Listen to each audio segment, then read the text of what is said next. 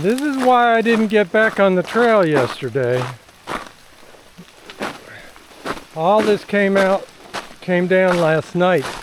It sounded like the Civil War was being fought again, with all the tree branches cracking and snapping. It just went on and on and on. And it looks like the length of my driveway is going to be filled with broken trees. Like I said, it's an extraordinary winter. So we're going down to get another vehicle, and hopefully it's not trapped. And then we'll head to Damascus, and I'll head south from there and hope that they didn't get as much ice as we've got here.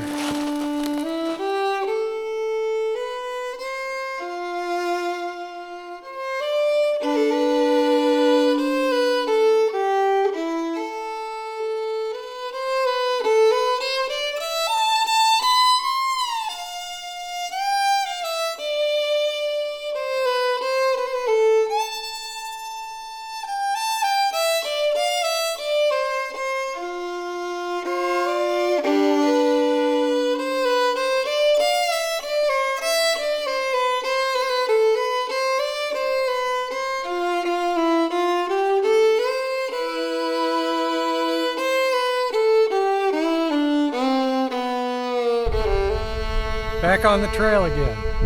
No ice in the trees here. Should be smooth sailing, although the water in the streams is really up. So I don't hope I don't have any stream crossing.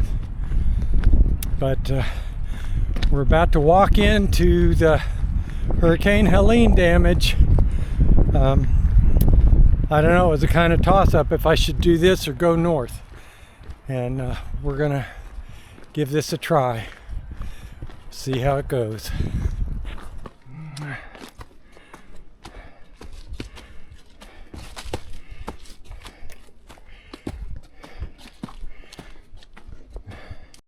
This trail is so much better than what I encountered north of Damascus in late January. So I hope it continues, that the trail is this clear. It's amazing. They've done a terrific job through some really atrocious damage. So far I'm glad I made the choice to head south. Let's see if it holds.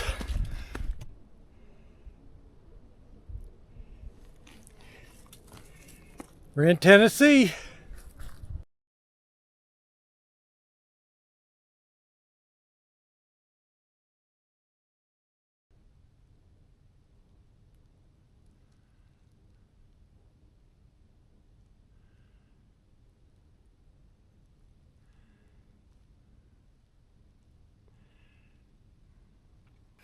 Not many trees standing on the ridge.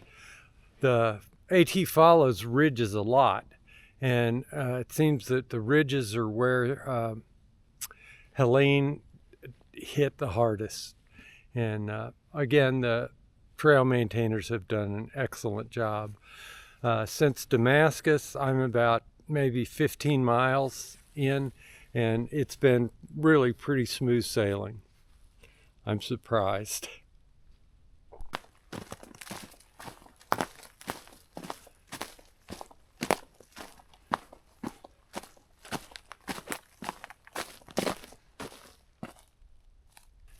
That was like a tunnel of destruction. It's got to be in the mid to low teens this morning. And got to keep moving to stay warm. It's been a long time since we've been out of the woods. And this is an interesting stretch of the trail because, if I'm not mistaken, I think it's designed to be accessible for people with disabilities.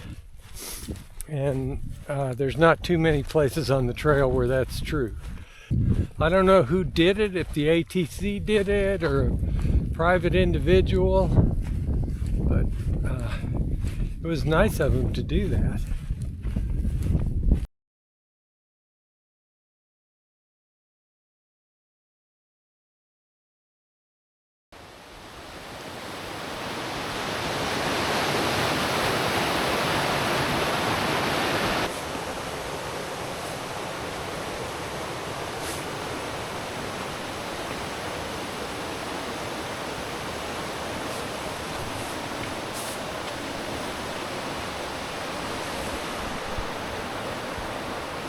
The trail goes up that rock face, and I'm not sure how I'm going to do it, but I know that I won't be able to do it with camera in hand. So this is more like Maine or New Hampshire.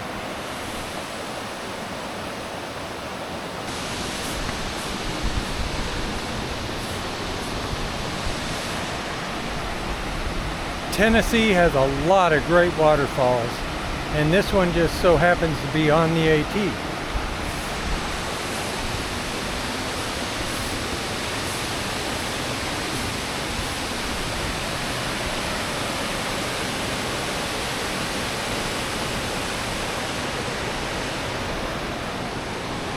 Lots of water today. That thing is really going.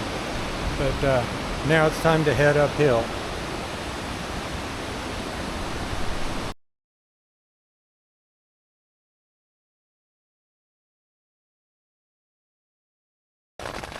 The weather is saying that it's going to rain all day until this afternoon and evening when it changes to snow and ice.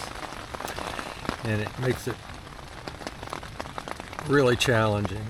Yesterday I aimed for a shelter called Moorland, and when I got there I found it had been destroyed by trees falling on it from Hurricane Helene. Laurel Fork Shelter was also closed. I'm shooting for Stan Murray Shelter. It's 30 miles away, and that could be challenging if I encounter a lot more blowdown damage. So it's going to be hard hiking today. I don't mind the snow and cold so much, but when the wet factor gets applied, then it gets really dangerous. So some serious hiking today. I probably won't be able to shoot any of the beautiful views, if there are any. The other complicating factor is the wind is really howling. So we'll just see how it goes. Pushing on, trekking for Tarzan.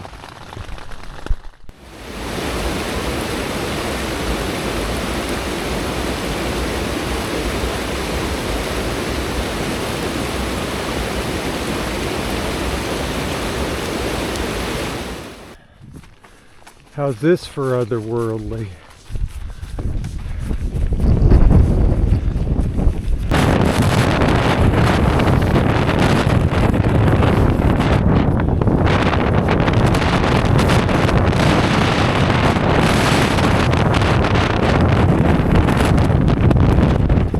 I don't know why.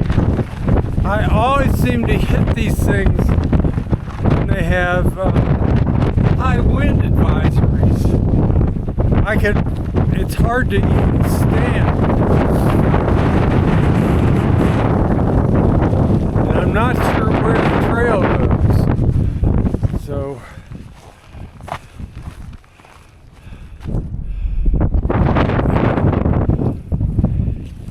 it may take me some meandering.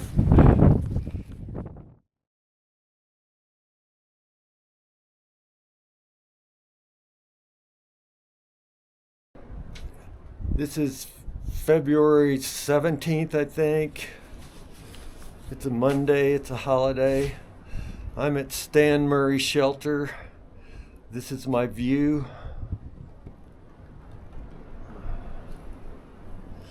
I've swept snow and rime out multiple times. It is so bitter cold. I even have a down vest on, which I've never done before.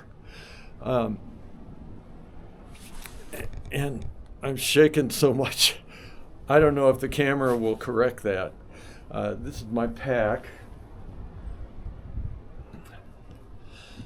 all the straps on it were frozen, and it was really, really hard to load up. It's taken everything about 2 or 3 times as long. I've been working on packing up for 2 hours. I'm sorry it's shaking. But anyhow, once I get moving, I'll be okay. It's supposed to warm up somewhat today. The wind was at record highs going through the Rhone Highlands, and at one point it knocked me down, and it took a couple minutes to get up because every time I'd try it, it would gust and knock me down again. And I just don't know why it is I hit it at these times. It's just crazy. But I'm ready to get on the trail and get out of this place. This is just awful. It's been the worst cold I've experienced.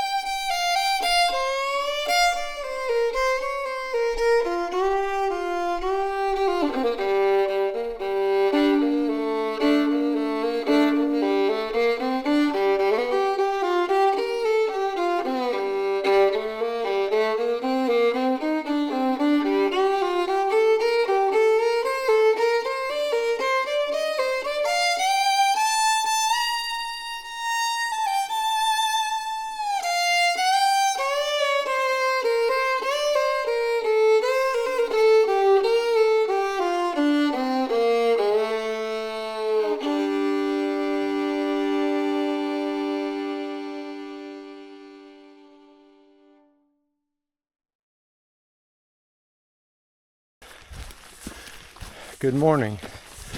It's really nice weather and good trail, so I thought I'd talk to you a little bit about my adventures. Well, first off, I haven't told you this, but since about the end of January, I've had a problem with my right leg. It just didn't feel right, and it ached at night. It kept me awake, and I could hardly bend it beyond 90 degrees. And it was troubling me while I was hiking. But there was a stretch of trail in Tennessee, south of Damascus, for about 9 to 10 miles southbound. There was essentially pristine Hurricane Helene damage. It was just what like it was after the storm. So at one point I was climbing through a tree crown. So when you come to this damage, you can either go around it on either side, or you can go through it if you think you can make it. So a lot of times you can just step over the trunk, but sometimes you can crawl through the tree crown, which is the branches that fork out from the trunk. So, and that's what I was doing. So I was up in this tree crown, and my left foot slipped, and I had a slow, semi-controlled fall backwards. So when I was done, I was hanging upside down by my right leg, which was hooked over a branch, like you might imagine a trapeze artist. Except the toe of my right foot was hooked under another branch. And my head and shoulders were on the ground, and my right leg was dangling. I mean, my left leg was dangling. So I tried and tried and tried. And finally, after about 2 or 3 minutes of hanging with all of my weight on the crook of my knee, I was able to dislodge my foot and I fell to the ground. Well, guess what? That night I slept and there was no pain in my right leg, and I could bend it normally, and I could hike normally. So that's serendipity, isn't it? Nice end to that story. And I'll be more careful crawling through tree crowns in the future, but that one worked out for the best.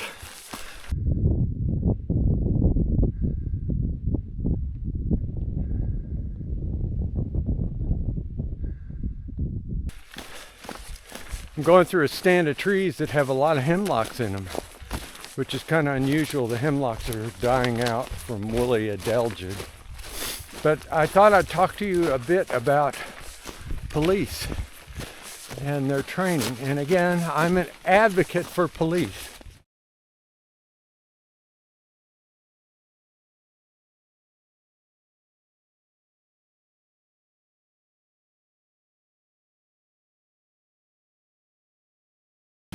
I think they play an important role in our society, and we need them. But if you read the news, there's some ugly stuff happening with cops, and I won't go into that right now.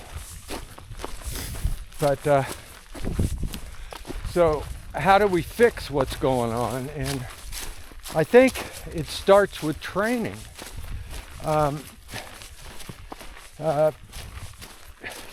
You do your own research, but from what I've found, police in America have the least amount of training of any nation in the developed world. On average, they get 21 weeks of training. And to put that in comparison, that's less than 6 months. A cosmetologist has to have more training than that. And I don't mean to downplay cosmetologists. They're important too. People want to look good, and they're willing to pay money, and they don't want to go to some quack. So cosmetologists have about, well, it varies, but maybe twice as much training. So people are going to say, oh, I'm a policeman and I had this much training. Well, I'm talking about averages. So there are 18,000 agencies in this country, and they all have differing amounts. On average, though, it's 21 weeks, some less, some more. They get trained, slap a badge on them, give them a gun and taser and pepper spray and turn them loose. Most of their training is, the emphasis is on firearms, and I get that. They carry guns and they need to know how to use them. But at the same time, there should be training on de-escalation, because they're killing citizens at a higher rate than any other country in the developed world. The other aspect is, okay, I'm a veterinarian and I aspired to have that career. People become doctors and lawyers and nurses and all kinds of things, and they make a commitment and they pay for their training. Okay, that's not the case with police. Typically, they get hired by an agency, and the agency will pay for their schooling. Not only that, the agency pays them to go to school. So what kind of commitment is that? I don't know. So other countries in the world where far fewer citizens are getting killed per capita, some of those officers are in school for 3 years. I mean, they made a commitment, and they are true professionals. So, you know, if you finish high school and decide you want to become a cop, there's not much commitment to that. And, I'm going to have to figure out how to get around this. I definitely think we should rethink this. I don't know if it's going to require a national standard or what, but I don't think police are getting the training that they need and in this country. And one further thing, people talk about how dangerous police work, and it is. I have a guy that I highly respected, Scott Hilton, and he was killed in the line of duty by a bad guy, let's just put it that way. And he was one of the true good ones. A kind-hearted man who took his time with kids. But if you're talking about dangerous professions, let's talk about delivery drivers, statistically. Let's talk about farmers.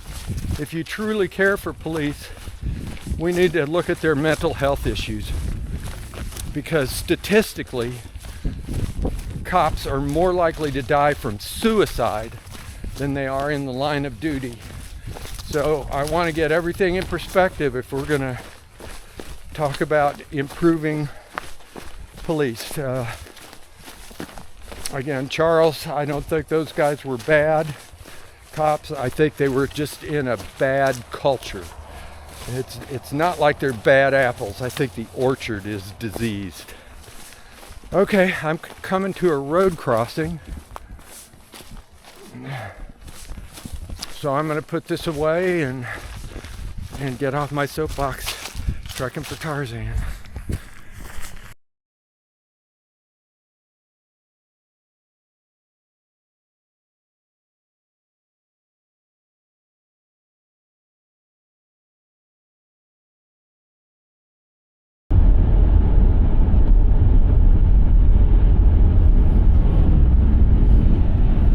Headed into hot springs, and those look like some rugged mountains, and they look cold. It's 14 degrees down here. I can only imagine what it is up there.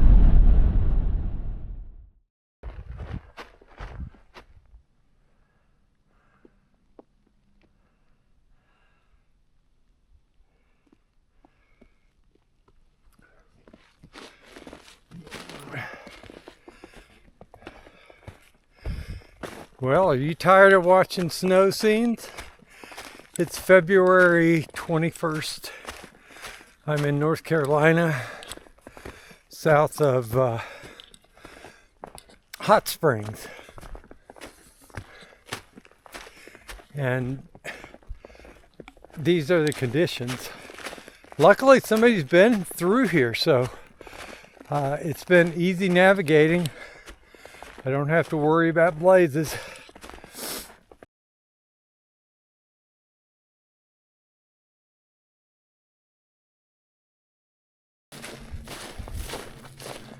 I am at the top of Snowbird Mountain, which is labeled on the map as a grassy bald. But the ATC has taken charge of it, and it looks like they're letting it grow back into its natural state with trees and so forth. So it's no longer a grassy bald. This structure in front of us is not labeled on the map, nor do I see a sign labeling what it is. Nor do I think I'm going to go up there and investigate. It's making a humming sound. So I don't know if it's some kind of antenna or what, but this is the last high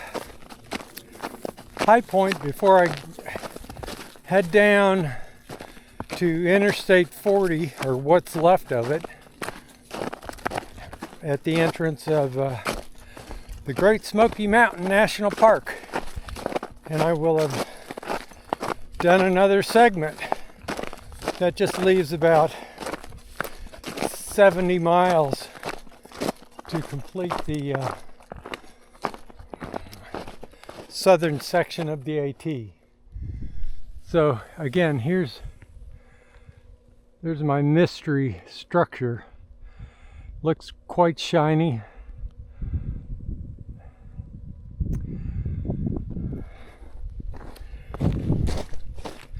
Maybe somebody knows what it is and they can put it in the comments. I'm at I-40. These are the steps down to the underpass. This is what's known by hikers, this general area, is Davenport Gap. A little bit farther up the trail there's an actual Davenport Gap. But Davenport Gap is the southern entrance of the Smokies. And I did the Smokies earlier, so now I'm just about to finish connecting my footprints.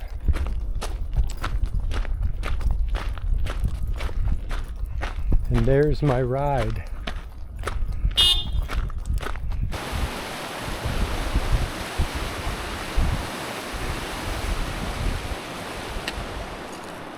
This is the French Broad River I'm crossing right now in Hot Springs.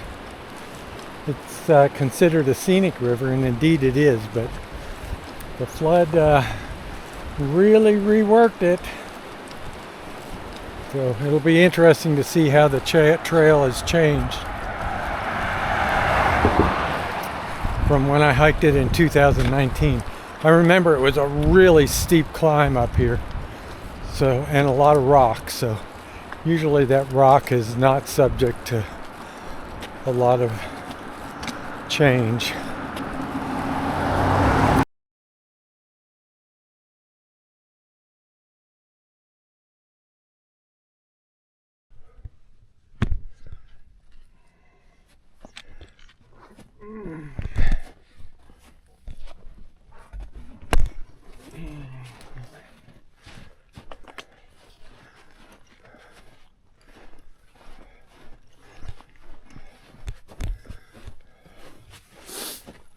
Not for the faint of heart.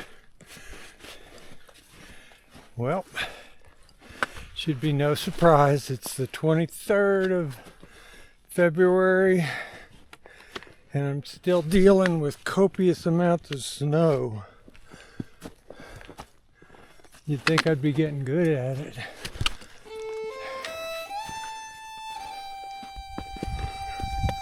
Well, that was quite a climb, but it's sort of worth it, and I'll show you why.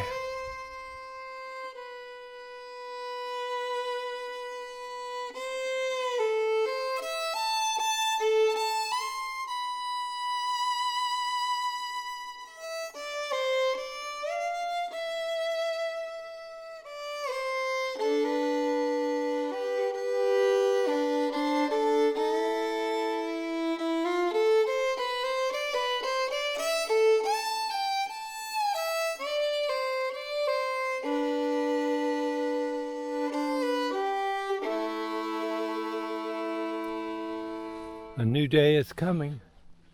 I've been hiking since before 4 a.m. and it's January 24th at about 6:15.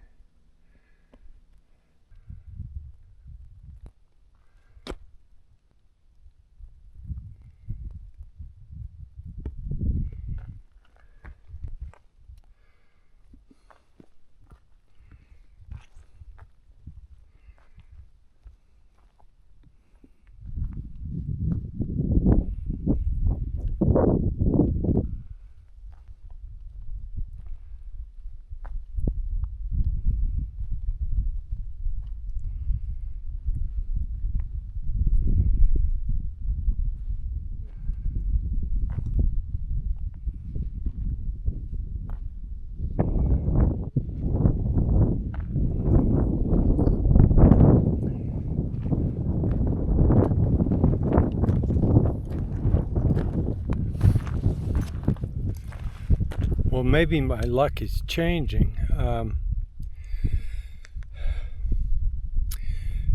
This is a typical grassy bald down in the Appalachians. The Grayson Highlands and the Roan Highlands were two others, and I hit those at just horrific times.